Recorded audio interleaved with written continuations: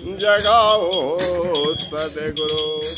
अब इस ज्योति से ज्योति जगाओ सदगुरु भजन में आपने क्या सुना? ज्योति, ज्योति किसको कहते हैं? दीपक को। तो दीपक कैसे हम जलाते हैं? एक दीपक दूसरे दीपक को जलाता है, दूसरे दीपक से तीसरे दीपक जलता है। तो जो सदगुरु की शरण में जाता है, ध्यान से सुनो, जो सदगुरु की शरण में जाता है उसकी प्रथम उसकी ज्योति जाग जाती है, उस व्यक्ति की ज्योति जाग जाती है। उसके अंदर जैसे दीप जलता है तो प्रकाश फैलता है, वैसे ही गुरु के शरण में जाने वाले नर हो, नारी हो, पुरुष हो या औरत हो, उसके अंदर ज्ञान रूपी ज्योति जागता है। और जब वो जागता है तो दूसरे को जगाता है, दूसरा जागता है, तीसरे को जगाता है। इस ढंग से गुरु के कृपा से सबका ज्योति जगते जलता है और दीपक की तरह। और गुरु के शरण में जाने से हमारे अंदर जो भी अवगुण हैं दूर भाग जाते हैं। तीसरी कड़ी में है दिव्य दर्श दिखाओ सदगुरु। जब गुरु का दिव्य दर्शन होता है तो सिर्फ गुरु के ऐसे देखने मात्र से ही जीवन के सारे पाप ताप मिट जाते हैं।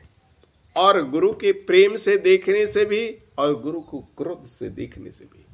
गुरु अगर गुस्से की भी नजर में भी देखे तो भी शिष्य का कल्याण है, गुरु अगर प्रेम की नजर में भी देखे तो भी शिष्य का कल्याण है। गुस्से से जब देखेगा, जब हम कांपेंगे तो हमारे अंतर की जो भी डिमेरिट है, जो भी तमगुण है वो कांपेगी, तो हमारा ज्योति जगेगा।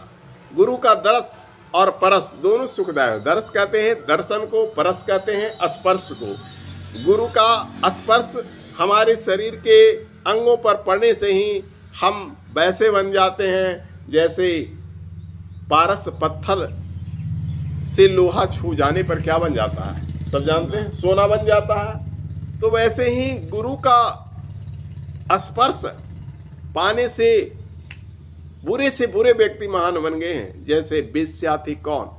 अम्रपाली। भगवान बुद्ध के चरण छूते ही उसका जीवन बदल गया। डाकू था अंगुलीमाल, भगवान बुद्ध के चरण छूते ही जीवन बदल गया।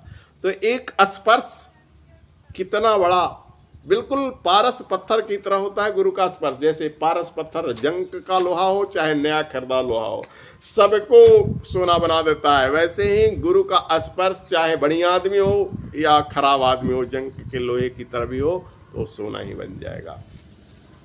और सबसे बड़ी बात है इसमें लिखा हुआ है सोहम नाद जगाओ सदगुरु। जब गुरु के शरण में जाते हैं तो हमारा सोहम नाद, सोहम नाद क्या है? कभी आपने सोचा है?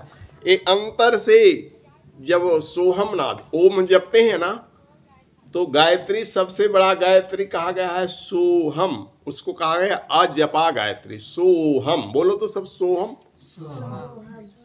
बोलो तो सोहम। सोहम कहाँ से निकलता है आवाज? ये नाभि से निकलता है ना, सोहम। तो यहाँ से नाद, यहाँ से नाभि से जागती है। तो इस पर बोलो सोहम। सो माने कौन? वह, हम। जो वह है माने जो भगवान है, वही कौन है? हम है। तो मनुष्य क्या बन जाता है? गुरु के पास जाने से ईश्वर बन जाता है।